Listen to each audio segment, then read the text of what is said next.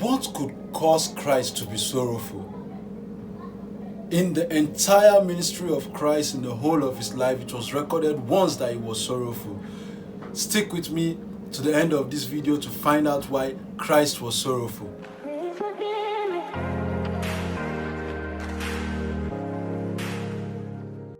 Hello and welcome to another episode of Christians Life of Christ. Today, I'm going to be talking about what happened in Gethsemane, where Christ and his disciples normally meet, which was an olive press. The garden was an olive press where Christ and his disciples meet regularly. After the Passover, Jesus took with him Peter, James, and John to the Garden of Gethsemane, where they normally meet. And this Garden of Gethsemane is where they normally separate the olive oil from pulp and water by the crushing pressure of the wine press.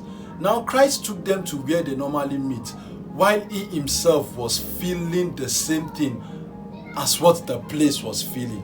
He took himself to the place where every good thing that comes out of that place had to be crushed.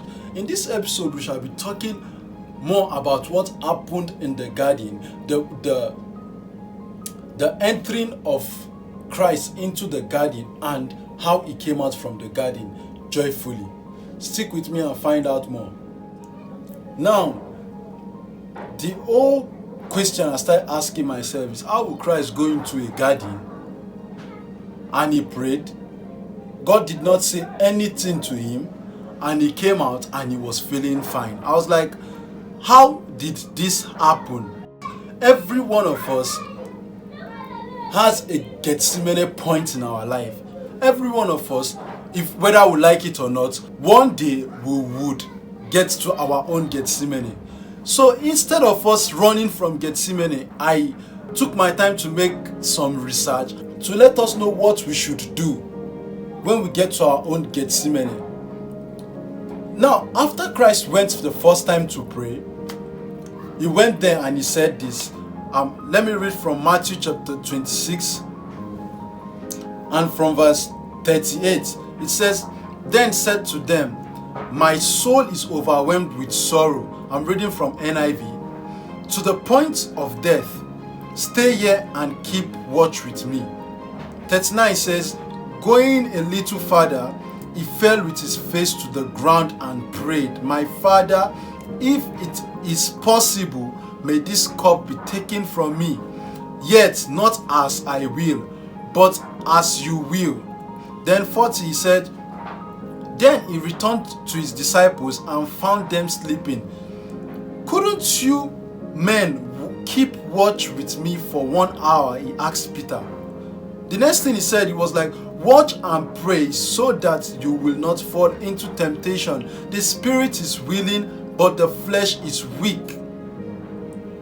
42 he said, he went a second time and prayed, 'My Father, if it is possible for this cup to be taken away unless I drink it, may your will be done.'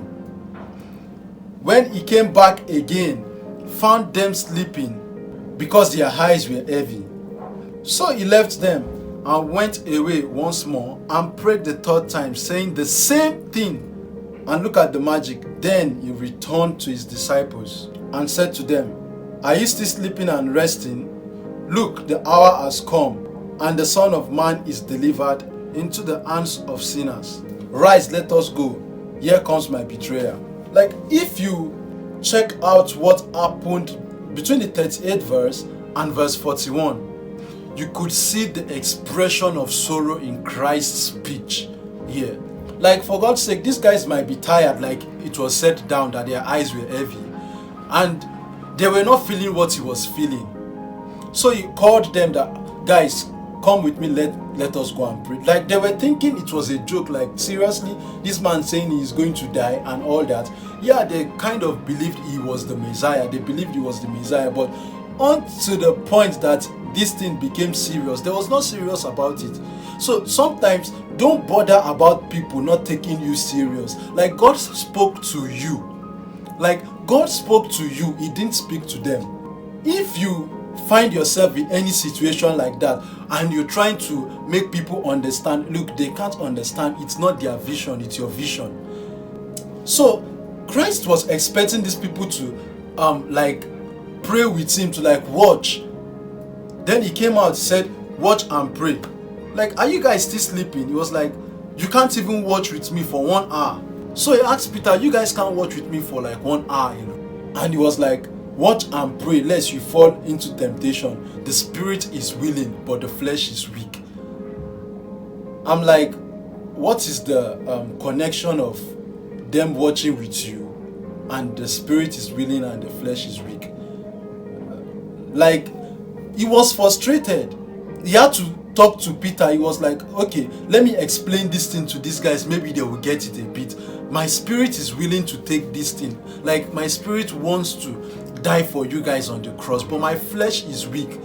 Yet these guys were still sleeping after he went again. Like, it was like, oh, I think these guys, they didn't really get this thing that I'm saying. Christ himself, his spirit was willing, but his flesh was weak. I was supposed that this time that Christ's spirit was willing and his flesh was weak, he's supposed to be fasting actually. But Christ was not fasting. It was after the Passover he came down to go and pray. Because I think whenever your mind is heavy, all you need to do is to pray to God about it.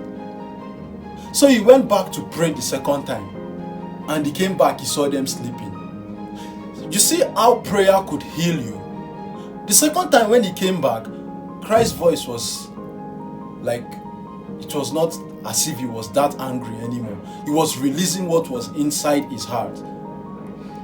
So he came back and prayed. He found them sleeping. He did not even talk to them. He went back again. So prayer was that point at which he was finding healing. When he was praying, all God needed to do was to listen. Sometimes we need our partners to listen to us, just to say something. Like, we don't want you to talk, but just listen. I'm going through this thing, just listen. I don't want you to say anything, just listen. I have something to say. God knew that Christ needed somebody to talk to. His disciples were not there. You know why the disciples were not there for him? Because they didn't give him the vision.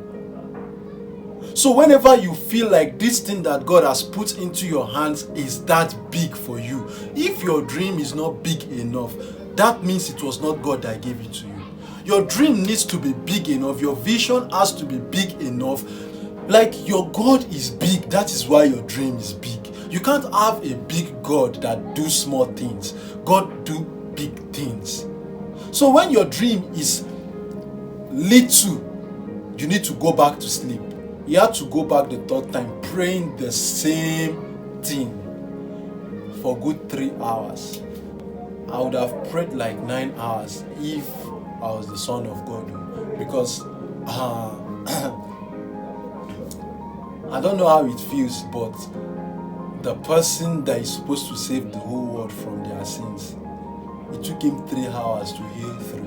So how do you think you can take 1 hour to heal what it is that is your problem? Go back and pray to God. It takes time to heal. So after Christ prayed the third time, he came back and he was back to normal. He was back to being Christ. He was like, yo, are you still sleeping and resting? Look, the hour has come and the Son of Man is delivered to the hands of sinners. Rise, let's go. Here comes my betrayer. Like, he was back to normal after pouring out his heart. And you see, one of the reasons why I'm making this video is to help us all see that if Christ said his own flesh was weak, but his spirit was willing, so the gap between your spirit and your flesh is your soul. The soul of Christ was his will. That was why he said his spirit is willing, his flesh is weak. But God could not force him. God cannot make your own decision for you. Christ had to hand over his will to God, because if he allowed his own will, even his soul as human being that as he was God in human body. But if he had allowed his will, Christ wouldn't have gone to that cross. He had to hand over the situation to God. So you can't fix it yourself. Think it's time for you to hand it over to God. Be still and know that, look, He is God. Be at peace. Let Him do His job. He gave you that dream, right? He's going to fulfill it. Let Him do it in His own way. The soul of Christ was compacted with sorrow and you remember that scripture that said, with joy shall you draw water out of the wells of salvation. There was no joy in the will of Christ that moment. So He couldn't handle it at all. He had to return back to its origin. He had to give that task to God to decide for me. Don't use my will, Father. Use your own soul. Use your own will. Christ's will was wanting His friends to go through what He was going through. But God's will was, look, you can't take these people there. There are back, you can't take these people with you to this place you're going to. Where you're going to, you need to travel light. Christ was going through this emotional pain when His closest friends were falling asleep during His time of need. Like, in the race of life, the higher you go, the lonelier you become. But I'm here to tell you that you do not have a high priest that cannot be touched by the feelings of your infirmities. Christ had gone through it also in Gethsemane. So when you are in Gethsemane, know that it is a normal thing to be in Gethsemane, but the things that you do in Gethsemane determines whether you come out of it light or you come out of it heavy. Don't think about your friends that are going there with you to watch. Some days you just wake up and you feel like you're in Gethsemane. You feel like nobody is there to listen to you. Nobody is there to hear you out. But I want you to know this day that God listened to Christ in Gethsemane and is still going to listen to you. Do not give up on Him. He is always silent in Gethsemane. God is always silent in Gethsemane. So when He does not say anything, just keep praying. Like, immediately He finished praying, He remembered what was written, that He would be betrayed. He remembered every single thing that God told Him. So mostly when you are in your own Gethsemane, God has spoken so many things to you before. Go back and check that thing that He told you.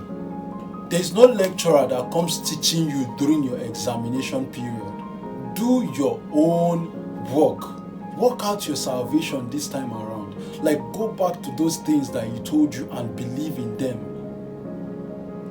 And trust me, no matter how much you were beaten, no matter who betrayed you, no matter what it is that you go through, even after leaving Gethsemane, I promise you to be to the glory of God, and God is still going to glorify you. So please don't forget to like the video, share it, subscribe, and take care of yourself. Bye. Walking alone on the coldest night. There's nothing I can